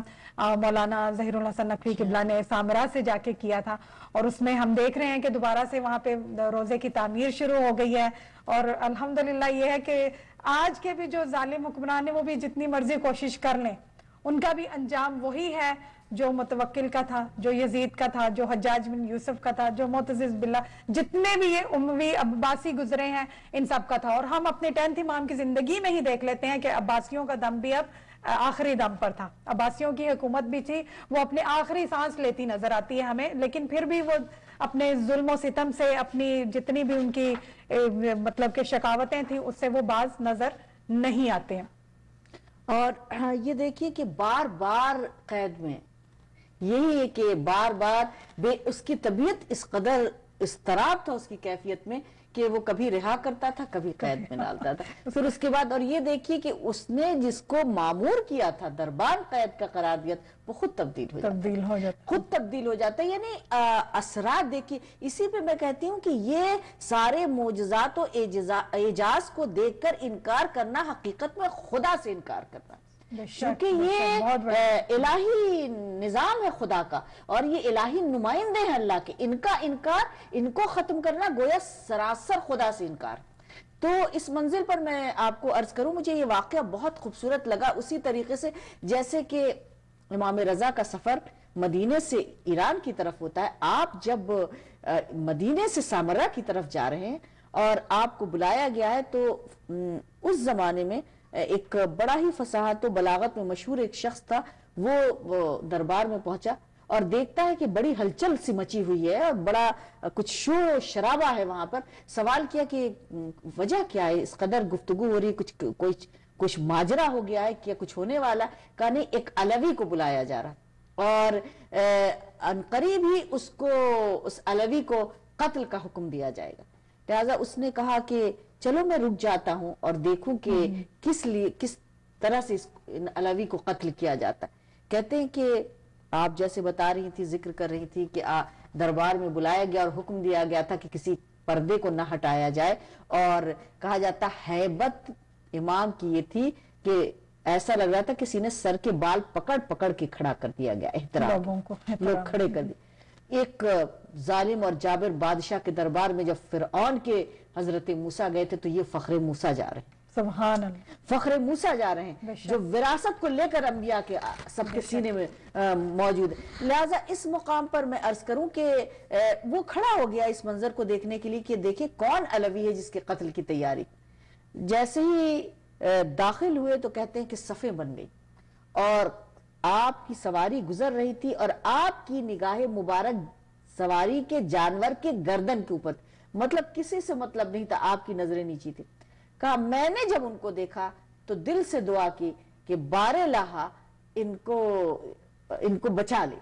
اور بس اس کا سننا تھا خدا ان کو بچا لے، اس کا سننا تھا کہ بیک ان علوی نے مخاطب ہو کر کہا کہ خدا تیری عمر کو دراز کرے، تم کو رزق کثیر عطا کرے، تمہیں اولاد عطا کرے۔ کہنے لگے جیسے ہی انہوں نے اپنی زبان مبارک سے اس دعائیہ الفاظ کو نکالا میں بے ہوش ہو گیا، چونکہ وہ دعا صرف میرے دل کے اندر تھی کہ خدا تو انہیں بچا لے، تو وہ زبان تک آئی نہیں تھی میری اس کیفیت کو، اس دعائی کیفیت کو پہچان کیسے لیا۔ تو ایک مرتبہ کہتے ہیں کہ میں بے ہوش ہو گیا، اور بے ہوش ہونے کے بعد اس دعا کا اثر یہ تھا، یہ کوئی اور نہیں تھے، یہ امام علی النقی علیہ السلام جن کی ہیبت ہے، اور امام دلوں کے بھید کو جاننے جا، جہاں پر خدا کے لیے ہم یہ جملہ دیکھتے ہیں قرآنی آیات میں بھی دعاؤں میں بھی، یا من یحول بین المرء والقلب، اے وہ خدا جو دلوں اور ذہن کے درمیان ہے، اے وہ جو رگ گردن سے زیادہ قریب ہے۔ اب جب وہ اپنے الہی نمائندے کو اس کائنات میں بھیجے گا وہ بھی انسان کے بھید کو جاننے والا ہوگا، وہ بھی دلوں کو جاننے والا ہوگا، اور جہاں پر ہم کہیں کہ کچھ علوم خاص اللہ کے علم غیب کے تھے جو اللہ نے امام کو عطا کیے تھے، آسانی دل کی باتوں کو جاننے لا، مسند خلافت و امامت پر بیٹھنے کی تمنا تو ہے، کیا کوئی ایسا بھی دکھائی دیتا جو دلوں کی حالت کو جان لے؟ اور لہٰذا کہتے کہ وہ بیان کرتا ہے کہ خدا نے اس دعا کے بعد مجھے 10 بیٹے عطا کیے، میرے پاس رزق کثیر تھا، میرے پاس لاکھوں دینار تھے، میری تجارت، اور مجھے خدا نے سب کچھ عطا کیا۔ امام نے جو دعا، یہ امام کی یہ کیفیت ہے۔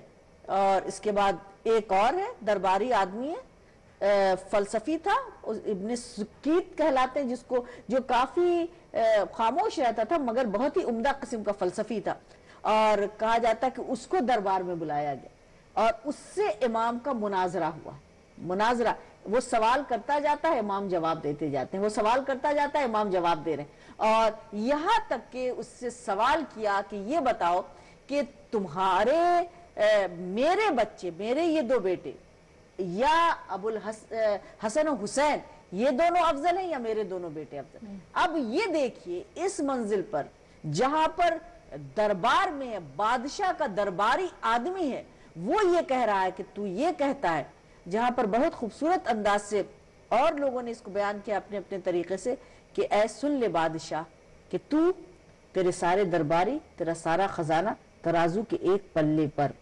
میرے مولا کے غلام قمبر کی جوتی ایک پلے، اور مولا کے غلام قمبر کی جوتی کا پلہ بھاری ہوگا، اور تیری خزانے اور تیرے آدمی اور تیرے وزراء تیرے ترازو کا پلہ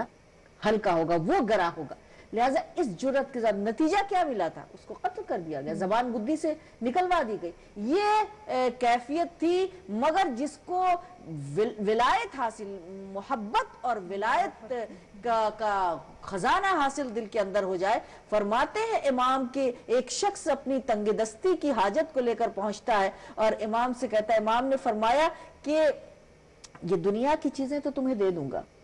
خزانہ تو تمہیں عطا کر دوں گا، لیکن خزانہ وہ ہے جو کبھی ختم ہو جائے گا، لیکن وہ خزانہ جو تمہارے سینے کے اندر وہ کبھی ختم نہیں ہوگا، یہ وہ خزانہ محبت اہل بیت۔ بے شک، وہ ہر کس و ناقص کو خدا نہیں دیتا ہے، وہ اس دل کو دیتا ہے جو دل اس قدر مضبوط ہو کہ اگر ظالم اور جابر کی بادشاہ کی تلوار سر کے اوپر بھی ہو تو جانے والا پیغام دے کر جائے کہ سن لو، تمہارے درباری بھی سننے کہ علی کا چاہنے والا تلوار کے سائے میں پیغام کیا دے رہا ہے۔ ایسا دل اور ایسی پاکیزہ قلب کے اندر محبت اہل بیت اور محبت علی کی خدا تعالیٰ انڈیلتا ہے. ہم اپنے کو سمجھیں اور اپنے اندر اسوہ پنجتن پاک اور چہاردہ معصومین کے کرداروں صفاتوں اعمال کو اپنے اندر قبول کریں, اپنے اندر جذب کریں کہ خدا نے ہمیں کتنا پاکیزہ قلب عطا کیا ہے کہ جس قلب کے اندر اہل بیت کی محبت عطا. سبحان اللہ. اور یہاں پر معصوم یہ فرماتے میری بچی ہوئی مٹی سے میرے چاہنے والے خلق کیے گئے. خلقت ائمہ اور خلقت اہل بیت کو دیکھیں, خمیر سے پیدا ہوئے ہیں, اس خمیر سے خلق کیا گیا جو ہمارے مولا کے یعنی ہمارے اندر جو جوہر دیکھیے کہ کیا ہے. کہتے میری بچی ہوئی مٹی سے خلق کیے گئے ہو تم. ہمارا دل کتنا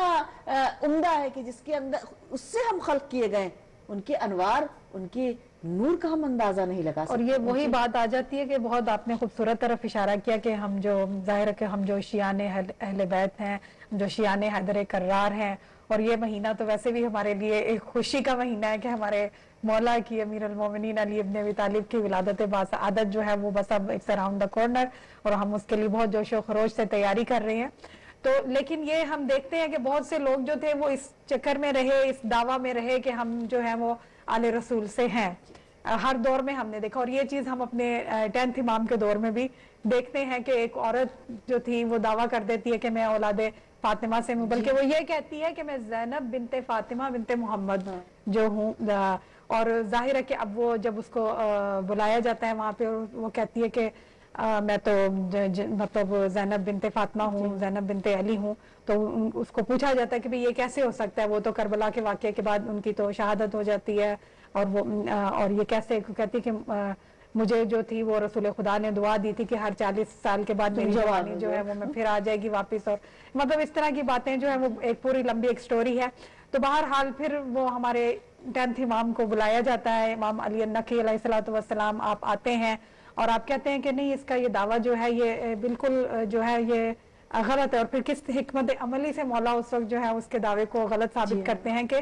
اولاد فاطمہ جو ہے وہ درندوں کے اوپر حرام ہے, ان کا گوشت اور خون جو ہے وہ درندوں پر کوئی نہیں قریب آئے گا. یعنی آپ دیکھ لیجئے سارے ہر واقعات کے ذریعے سے امام نے ثابت کیا. منصوبہ بنایا جا رہا ہے امام حسن عسکری کا دور دیکھیے, کچھ ایسے سرکش گھوڑے لا کے رکھ دیے گئے اور سوچا گیا کہ امام کو کہا جائے گا کہ آپ جو ہے ذرا بیٹھ کر اس پر سواری کریں. کبھی بھوکے شیر کا دروازہ کھول دیا گیا, کئی دن تک بھوکا رکھا گیا اور کہا گیا کہ آپ بتائیے کس کی نسل کیسی ہے. اب امام سب جان رہے ہیں, سب جانتے ہیں, امام کی بات کو سمجھتے ہیں امام. اور یہاں پر بھی یہی ہے, پھر وہ امام سے ہی کہتے ہیں کہ اگر آپ کا یہ دعویٰ ہے تو پہلے آپ جائیں. جی ہاں. اور پھر امام کہتے ہیں ٹھیک ہے, وہ تشریف لے جاتے ہیں مولا وہاں پر, اور کہتے ہیں تم بھی چلو, لیکن بیٹھ اور وہ کہہ رہے کہ نہیں آپ پہلے جائیے, اور کہتے ہیں کہ ایسے مطیع و فرما بردار ہو کر اس نے امام کے قدموں کے آگے سر کو جھکا لیا جیسے کوئی غلام ہوتا ہے. سلام کر رہے ہیں آ کے, اور بالکل اپنے مس کر رہے ہیں مولا کی عبا سے, اپنے جسم کو مس کر رہے ہیں وہ درندے, وہ شیر. اور یہ ظاہر ہے کہ وہ دیکھ لیتے ہیں لوگ, پھر ان کو اچھا دوسری کیا تھی کہ جیلسی فوراً ہو جاتی تھی کہ اب تو ان کی فضیلت ظاہر ہو جائے گی. ہمارے ساتھ کالر ہیں, ہم کال لے لیتے ہیں یہاں پر. السلام علیکم ورحمۃ اللہ وبرکاتہ.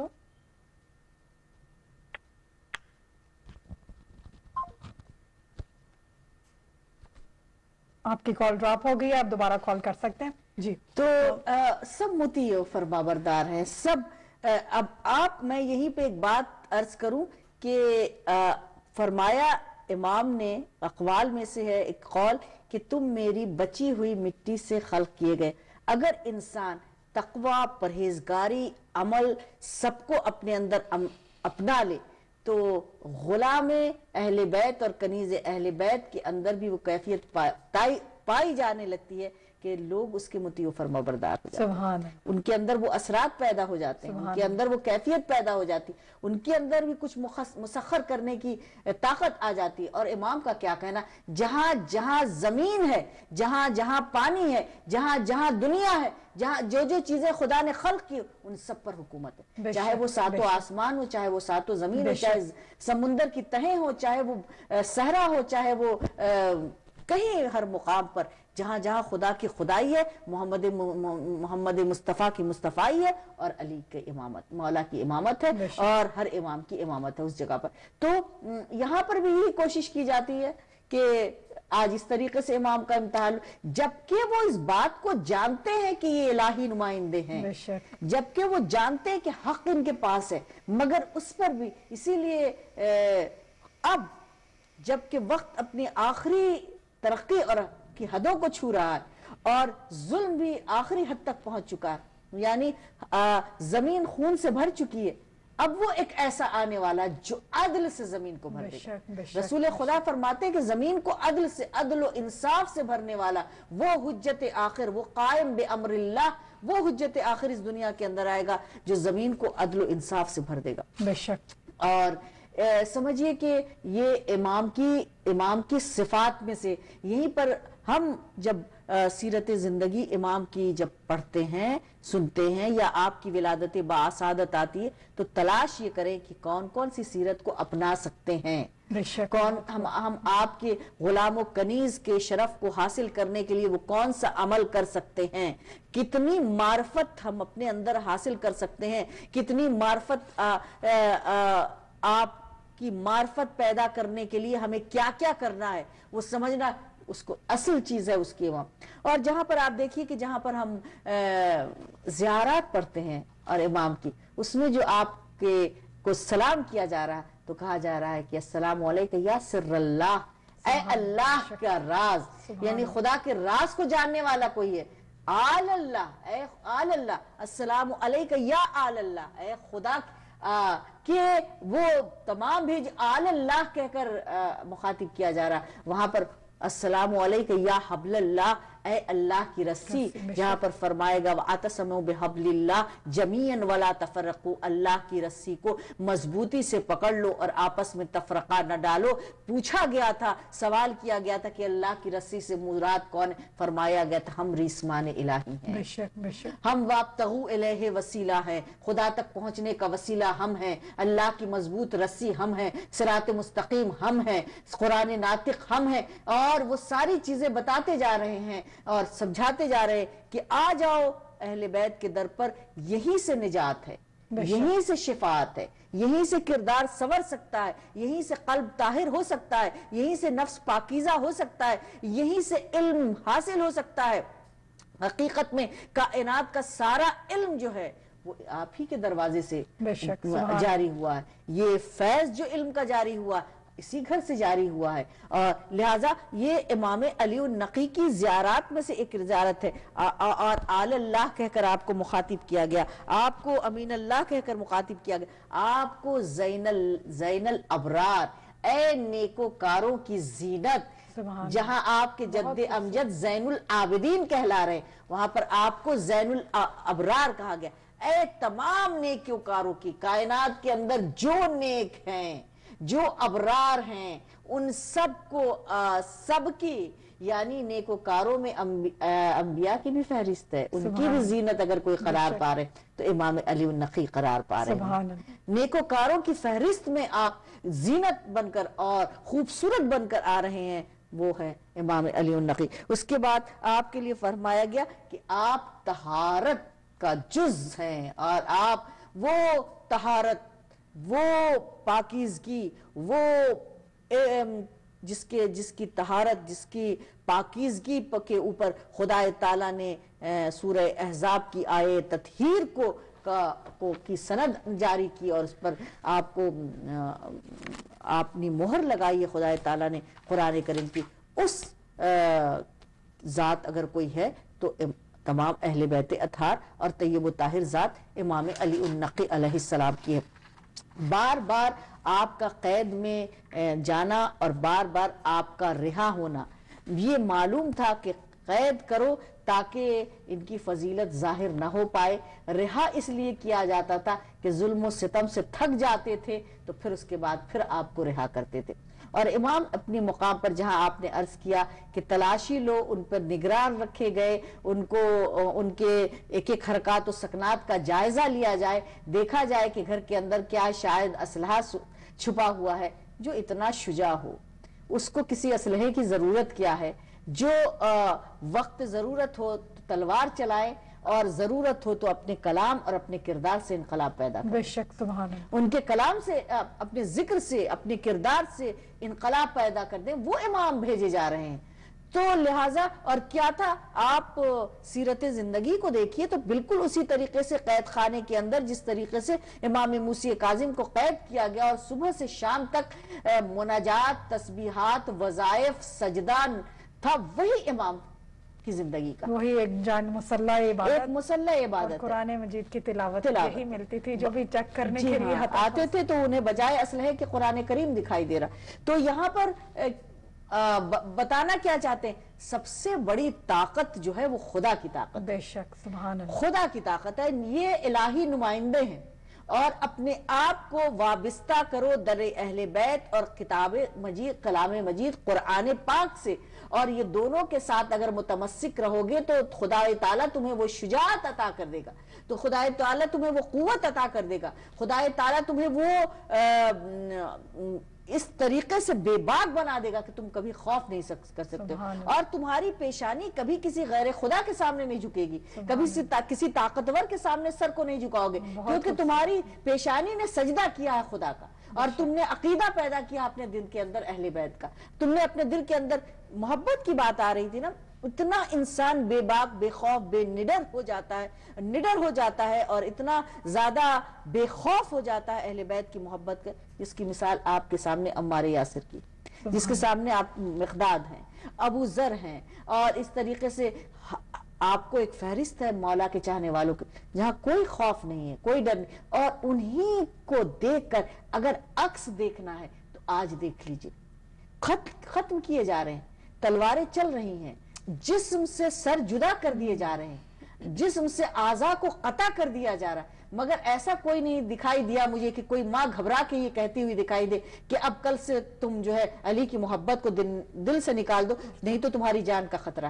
نہیں، مائیں کہتی ہوئی نظر آ رہی ہیں میرے بچے اور ہوتے تو اہل بیت کی محبت میں قربان کر دیں۔ سبحان اللہ، بے شک، جنازوں پہ جنازے چلے آ رہے، اور ان کے لواحقین، ان کے گھر والے بیٹھ کر جنازے پر رو رہے، مگر جنازے پر کسی نے کھڑے ہو کر نہیں کہا کہ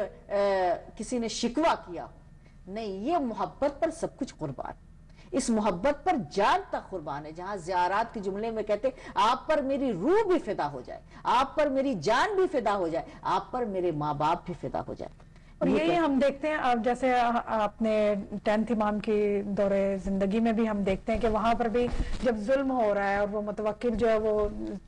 چاہ رہا ہے کہ لوگ جو ہیں وہ کربلا کی زیارت کے لیے نہ جائیں، اور اسی لیے ائمہ علیہ السلام کو بھی ہاؤس اریسٹ میں رکھا جا رہا ہے، قید و بند میں رکھا جا رہا ہے، پریزن میں رکھا جا رہا ہے، تاکہ لوگ ان کی زیارت سے مشرف نہ حاصل کر سکیں۔ لیکن پھر بھی ہم دیکھتے ہیں کہ لوگ جو ہیں وہ ہر دور میں جا رہے ہیں، ہر سختی کا مقابلہ کرتے ہوئے۔ آج بھی اگر ہم دیکھیں عراق کے حالات جو ہیں وہ ایک طرح کی وہاں پہ جنگ جاری ہے، لیکن اس کے باوجود اس دن بھی جب ہم پروگرام دیکھ رہے تھے سلامیہ حسین کا، تو وہاں پہ بھی مولانا نے بھی یہ ذکر کیا کہ بوڑھے بھی آ رہے ہیں، خواتین بھی آ رہی ہیں، بچے بھی آ رہے ہیں، مرد بھی آ رہے ہیں، ہر ایج کے لوگ جو ہیں وہ اپنے مولا کی زیارت کے لیے جو ہے وہ جا رہے ہیں۔ تو یہ محبت ظاہر ہے کہ یہ پروردگار دو عالم کی ایک عطا ہے، عطا ہے، اور اس کو وہ ظاہر اس طریقے سے کرتے ہیں کہ زائرین کے قدموں پر اپنے سر کو رکھتے ہیں کہ تم زائر ہو، بے شک، ایک زائر کو اس کی ضیافت کرنا چاہتے ہیں، اس کے قدموں پر سر رکھنا چاہتے ہیں، اس کے قدموں کو دھونا چاہتے ہیں، اس کے قدموں کے خاک کو ملنا چاہتے ہیں۔ کیوں؟ بالکل، کہ تم آقا کے زائر ہو۔ سبحان یہ اللہ، ایک عام انسان کا مقام ہے تو آقا کا کیا مقام ہوگا۔ اور یہاں پہ عرض کروں کہ ایک اور بہت ہی خوبصورت واقعہ، جس طریقے سے امام رضا علیہ السلام نے مدینے سے ایران کا سفر کیا تھا، ویسے ہی جب آپ سامرہ کی طرف جا رہے ہیں تو 300 فوجی سپاہی بھیجے گئے تھے کہ امام علی النقی کو سامرہ اب بلایا جائے، اور آپ جب آ رہے ہیں آپ کو تو کئی بار قید کیا گیا، یہاں تک کہ مسلح پر ہے اور آپ کو قید کر لیا گیا، وہاں سے بڑے احتشام کے ساتھ 300 سپاہی جا رہے ہیں، اور جا کر کے تاکہ دنیا والوں کو پتہ جھوٹ ظاہر کیا جائے کہ ہم تو ڈرانا نہیں چاہتے ہیں امام کو، ہم بڑے عزت و احترام کے ساتھ بلا رہے۔ امام نے کہا بس آپ چلیے، اور 3 دن کا وقت آپ کو دیا جا رہا، سامان سفر تیار کیجیے۔ امام نے کہا کہ کچھ اور دن بڑھاؤ۔ پھر امام نے خیاط کو بلایا اور خیاط کو بلا کر امام نے کہا کہ لحاف تیار کرو، رضائیاں بنو اور تیار کرو۔ لہٰذا کہتے ہیں کہ تیار ہو رہی تھی تو لوگوں نے پوچھا مولا اس طرح سے رضائیاں تیار کرنے کا مقصد کیا ہے؟ تو فرمایا کہ آپ اس قدر گرم موسم میں آپ اس کو لے کر چل رہے۔ امام چلے، کہتے ہیں 2900 سپاہیوں کے درمیان ایک مولا کا چاہنے والا تھا، ایک مولا کا چاہنے والا تھا، سفر کر رہا، امام کا سامان اس سواریوں پر لگا ہوا، ایک صحرا کے قریب پڑاؤ ہوا، اور پڑاؤ ہونے کے بعد لوگ اس کا مولا کا ایک چاہنے والا، لہذا اب مولا کے چاہنے والے پر طنز کیا جا رہا، مذاق اڑایا جا رہا، اور کہتے ہیں کہ اسی صحرا میں جب پڑاؤ ڈالا گیا ہے تو ایک ایسی سرد ہوا چلنے لگی کہ جس کی وجہ سے ان کے سپاہیوں کے 300 سپاہیوں میں سے 100 جو تھے وہ سرد ٹھنڈک کی وجہ سے ختم ہو گئے۔ امام نے اپنے چاہنے والے کو حکم دیا کہ یہ مجھ سے سوال کر رہے تھے کہ یہ سب لے جانے کی ضرورت کیا ہے، ایک گرم موسم ہے اور صحرا کی طرف جا رہے ہیں۔ امام نے حکم دیا جاؤ اور ان رضائیوں کو تقسیم کر دو۔ امام کو کتنا خیال ہے، چاہے وہ اپنا دشمن ہو چاہے وہ اپنا دوست ہو، چونکہ امام سب کے امام ہیں۔ اگر وہ حسین ابن نمیر کو امام زین العابدین اپنے گھر میں پناہ دے سکتے ہیں، اس کو کھانا کھلا سکتے ہیں، اس کی مستورات کو گھر کے اندر بٹھا سکتے ہیں، پردے میں رکھ سکتے ہیں، تو جس نے گھبرا کے یہ کہا تھا، جب امام کی ضیافت کو دیکھا، امام کا اتنا خیال کرنا دیکھا، امام کا اس کو کھانا دینا، پانی دینا، تو اپنی عقل کے مطابق، اپنی کوتا عقل کے مطابق یہ اس نے سوال کیا بے چین ہو کر کہ مولا آپ نے پہچانا نہیں ہے میں کون ہوں؟ کہا بہت اچھی طرح سے پہچانتا ہوں کہ تو میرے بھائی کا قاتل ہے، اس وقت میں تیرا مہمان تھا، آج تو میرا مہمان ہے۔ تو ظالم اور جابر اور قاتل کو بھی جہاں مولا کائنات، میں وہ پھر عرض کروں، آپ نے جیسا کہ نہج البلاغہ کے اس کلمات سے آغاز کیا کہ امام کو پہچاننا، مسند خلافت پر بیٹھ گئے، خلیفہ بننے کا شوق ہر کس و ناکس نہیں بن سکتا، یہ الہی منصب اور عہدہ ہے، جہاں وہ منزل آ جائے کہ امام کا سر ابن ملجم کی ضربت سے شگافتہ ہو جائے اور قاتل کو امام کے سامنے لایا جائے۔ ہمارے اور آپ کے جذبات کیسے ہو سکتے ہیں؟ ہمارے گھر کا اگر کوئی انسان، کسی انسان کے گھر کا کوئی فرد قتل کر دیا جائے اور قاتل کو سامنے لایا جائے، وہ برداشت نہیں کر سکے گا اور وہ ایسا چاہے گا کہ فوراً اس کو ختم کر دیا جائے۔ امام نے کہا اس کی مشکوں کو کھول دو، یہ بہت خوف زدہ لگ رہا، اس کی آنکھیں خوف سے باہر آ گئیں، اس کو پانی پلاؤ۔ امام نے کہا مولا اس نے آپ کو ضربت ایسی لگائی ہے، ایسی کاری ضرب ہے، مولا آپ زخمی ہو گئے۔ کہا ابھی میں اس کا امام زندہ ہوں۔ یعنی ان لمحات میں بھی امام کا، ان لمحات میں بھی قاتل کا کیا حق ہے اس کو بھی امام کریں، کہیں ایسا نہ ہو کہ میں ابھی زندہ ہوں، یہ گھبرا رہا، اس کو پانی پلاؤ۔ اور یہاں پر عرض کروں کہ اسی وقت، اسی منزل پر مسند امامت پر امام فائز ہیں اور اس وقت بھی آواز دے رہے ہیں سلونی سلونی، آؤ اب تم نے تو مجھے قتل کر دیا، لیکن اب جاتے جاتے بھی اگر کسی کے پاس سوال ہے تو سوال کر لو، میں تمہارے درمیان سے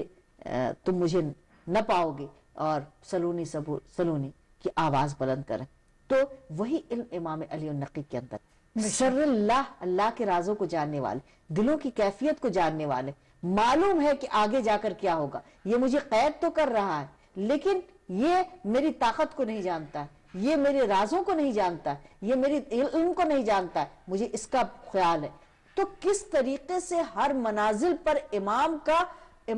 خیال بھی رکھ رہے ہیں، امام جان بھی رہے ہیں، امام کو معلوم تھا کہ یہ مجھے لے جا رہا، بار بار قید کیا جائے گا، مجھے بار بار مجھے قید و بند میں مبتلا کیا جائے گا۔ امام انکار کر سکتے تھے کہ نہیں، میں جو ہوں وہ جس طریقے سے اس خاتون نے آ کر سوال کیا اور دعویٰ کیا، اور امام نے کیسے اس دعوے کو جواب دیا۔ امام نے فرمایا کہ حرام ہے گوشت اور خون جانوروں کے اوپر، جس طریقے سے امام رضا علیہ السلام کے دور میں کسی نے سوال کیا کہ میرے پاس آپ کے جد کے کچھ منہ مبارک ہیں، اب لوگ اس کی زیارات کو پہنچ گئے، امام وہاں پر پہنچے، لوگوں نے جا کر کہا مولا وہاں تو وہ اس طریقے سے منہ مبارک کی زیارت کرا رہا اور کہہ رہا میرے پاس موجود ہیں، اور جو لمحوں کا لمحی ہو، جو دموں کا دمی ہو۔ تو امام نے فرمایا اچھا، تو کہا کہ میں بتا سکتا ہوں کہ منہ مبارک میرے جد کا کون سا ہے۔ کہا وہ کیسے؟ امام نے جو منہ مبارک تھے ان کو الگ کر دیا، کہا کیسے آپ نے جانا؟ کہا اب اس کے قریب آگ کو لے کر آؤ، آگ بجھ جائے گی۔ جب بال کا یہ عالم ہے تو آل کا کیا عالم ہوگا؟ سبحان اللہ۔ جن کے لیے فرمایا ہی گیا ہے، اب پھر وہی بات کہوں کہ جس فرمایا گیا جس نے اپنے دل کے اندر اہل بیت کی محبت کو مجتمع کر لیا، اپنے اندر اس کے خون و گوشت میں سرائیت کر جاتی ہے جب اہل بیت کی محبت، تو جہنم اس پہ حرام ہو جاتی ہے، جہنم کی آگ اس کے لیے سرد ہو جاتی ہے، وہ آسانی کے ساتھ صراط مستقیم سے گزر جاتا ہے۔ تو ان موقعوں پر جب کہ کسی امام کی ولادت باعثادت ہو، کسی امام کی شہادت ہو، تو کچھ چیزیں ہیں جن پر غور کرنا ہے۔ پہلے تو منزل امامت ہی کی آتی ہے، ہم ان تمام قرآنی آیتوں کو، ان تمام احادیث کو ہم اپنے پیش نظر رکھیں جس کے ذریعے سے ہم ان افراد کو، جو افراد سمجھتے ہیں کہ یہ منصوص من اللہ امام نہیں ہے، ہم ان کے سامنے پیش کریں کہ ان کا علم کس درجے تک تھا، ان کا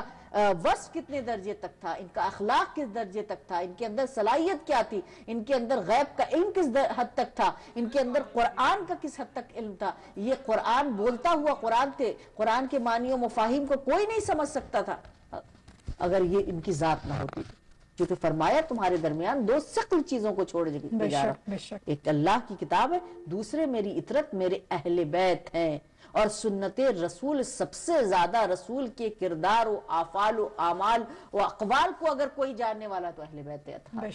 ان سے بہتر کوئی نہیں ہے۔ یہ گھر والے ہیں، اور گھر والے گھر والوں کی بات، عربی کا ایک بہت بڑا محاورہ ہے کہ گھر والے ہی گھر والوں کی بات جان سکتے ہیں، یہی بتائیں گے کہ سفر میں کیا فرمایا تھا، حضر میں کیا فرمایا تھا، بیٹی کے لیے کیا فرمایا تھا، اور مولائے کائنات کے لیے کیا فرمایا تھا۔ جہاں پر میں ذکر کروں گی اب 13 رجب کی بھی خوبصورت دن آنے والے، کہ فرمایا ہے رسول خدا نے، یا علی انت منی بمنزلت راس، تم میرے لیے ایسی حیثیت رکھتے ہو جیسے کہ جسم کے اوپر سر کی ہوتی۔ بے شک میں اسی مقام پر کہوں، کون کہہ رہا ہے؟ رسول خدا کہہ رہا ہے۔ جس کے سر چہرے کو تو والشمس کہا گیا، جس کے بال کو تو واللیل کہا گیا، جس کے کردار کو وما محمد اللہ رسول کہا گیا، وہ کہے کہ میرے رسالت کی شناخت اگر کوئی ہے تو یا علی تم، یعنی رسالت کی پہچان، رسالت کا علم، رسالت کے سب۔ تو میرے ناظرین و سامعین اور مومنین اور مومنات، ایک بار پھر مولائے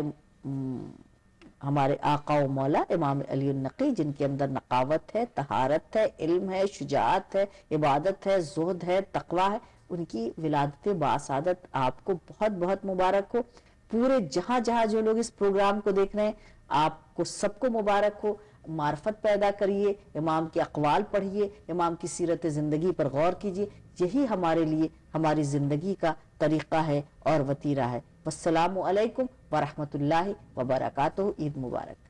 تھینک یو سو مچ، بہت ہی خوبصورت گفتگو رہی اپنے مولا کے حوالے سے، رجب المرجب کے حوالے سے، اور وہی بات ہے کہ یہ جتنے بھی ہمارے ائمہ علیہ الصلوۃ والسلام ہیں، ان کی سیرت زندگی مبارک کو اگر ہم دیکھتے ہیں، اگر اس پہ نظر دوڑاتے ہیں، تو ہمیں یہی ملتا ہے کہ اطاعت پروردگار دو عالم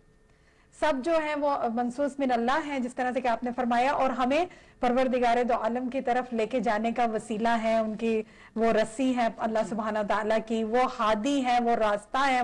وہ رہنما ہے کہ جو سیدھا ہمیں صراط مستقیم پر چلانے کے لیے آئے ہیں۔ تو بہت بہت شکریہ ایک دفعہ پھر، اور چونکہ ظاہر ہے کہ ہم بھی نقوی سادات ہیں، تو آج کی جو تاریخ مبارکباد جو ہم لوگ ایک دوسرے کو جو مبارک دیتے ہیں، تو ہم کہتے ہیں کہ نقوی سادات کو خاص مبارک ہو امام علی النقی علیہ السلام کی ولادت باعثادت کی۔ اور ظاہر ہے کہ یہ رجب کے خوبصورت مہینے میں جو تذکرہ ہے، جس طرح سے ہم انٹر ہوتے ہیں رجب میں اپنے 5th امام کی برتھ ڈے کے ساتھ، 1st آف رجب ہمارا جو ہوتا ہے، اور پھر آگے اس کے بعد یہ 2 تاریخیں ہمیں ملتی ہیں اپنے 10th امام کی ولادت کے حوالے سے، اور پھر جو 13 ہے وہ تو نور علی نور ہے، ظاہر ہے اس سے پہلے ہمارے 9th امام کی بھی ولادت باعثادت آ جاتی ہے، اور اس کے ساتھ ساتھ حضرت علی اصغر، وہ بھی باب الحوائج ہیں، ان کی بھی ولادت آتی ہے۔ اس میں تو ماشاءاللہ سے بہت سی اس میں جو ہیں وہ ولادتیں ہیں، اعمال ہیں، دعائیں ہیں، اور ہم اسی دعا کے ساتھ اپنے آج کے پروگرام کو یہاں پر اختتام کی طرف، چونکہ وقت بس 1 منٹ کا رہ گیا، تو میں یہی کہ ہم جتنا بھی रजब में इस्तग़फ़ार कर सकें और रजब के इस बाबरकत महीने की कि उसकी दुआओं में से जो है कि वो ये दुआ है कि ए परवरदिगार हमको इस महीने में कि जो रजब का अजमत वाला महीना है और इसके बाद के मोहतरम महीनों में और हमारे ऊपर ज्यादा से ज्यादा नेमत नाजिल कर, और यही कि इस तरह से कि हम शामिल हों जाकर शाबान अल मुअज़्ज़म में और रमजान अल मुबारक में। जब हम लैलतुल क़द्र में पहुंचे तो लैलतुल रगाइब से जो हमारा ये सफर शुरू हुआ है लैलतुल क़द्र तक जब हम पहुंचे तो हम उस तरह से हो कि बिल्कुल एक तैयार हो, और जो ये सब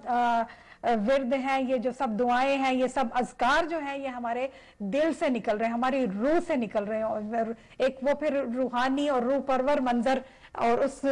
मंजिल पे पहुंच के हम लैलतुल क़द्र में पहुंचे इंशाअल्लाह अल अजीज। और इसके साथ साथ मैं खुसूसी इन्विटेशन अपने तमाम व्यूअर्स को देना चाहूंगी फॉर 13th रजब उल मुरज्जब के हवाले से मौलाए मुत्तकियान मौलाए कायनात अली इब्न अबी तालिब अलैहिस्सलातु वस्सलाम का जश्न मौलूद काबा सुबह विलायत में मई 2 को सैटरडे को, जो कि हमारा कमिंग सैटरडे है, उसमें आप सब अपने फैमिली एंड फ्रेंड्स के साथ आए, शिरकत करें और हमारे प्रोग्राम को देखें जरूर, और उसके हवाले से जरूर हमारे साथ कॉल करके उसमें शामिल हों, क्योंकि इंशाल्लाह हमारा प्रोग्राम ज़ाहिर सुबह विलायत का ये लाइव होता है, तो इसमें आप जरूर उसमें शिरकत करें हमारे साथ उसके लिए। और तब तक आप अपना जरूर ख्याल रखें। कल का जो हमारा संडे का जो प्रोग्राम है वो भी बहुत अहम है, और जो कि बहुत से हमारे व्यूअर्स की तरफ से हमें रिक्वेस्ट आई थी कि हम डॉक्टर्स को बुलाएं और हेल्थ के हवाले से भी प्रोग्राम करें। तो जो कल का हमारा जो टॉपिक है वो हाई ब्लड प्रेशर का है, तो आप डेफिनेटली उसमें अगर पहले से भी अपने क्वेश्चन हमें भेजना चाहते हैं तो आप भेज सकते हैं, जिनके पास मेरा नंबर है, या आप सुबह विलायत के पेज के ऊपर फेसबुक के ऊपर भी आप हमें मैसेज कर सकते हैं। तो इंशाअल्लाह अज़ीज कल फिर आपसे मुलाकात होगी। एक दफा फिर मैं अपनी मेहमान का शुक्रिया अदा करूंगी इतनी खूबसूरत गुफ्तगू का, और तमाम मोमिनीन और मोमिनात को एक दफा फिर मौला इमाम अली नकी की विलादत बासात बहुत बहुत मुबारक हो। वस्सलामु अलैकुम वरहमतुल्लाहि वबरकातुहू। खुदा हाफिज।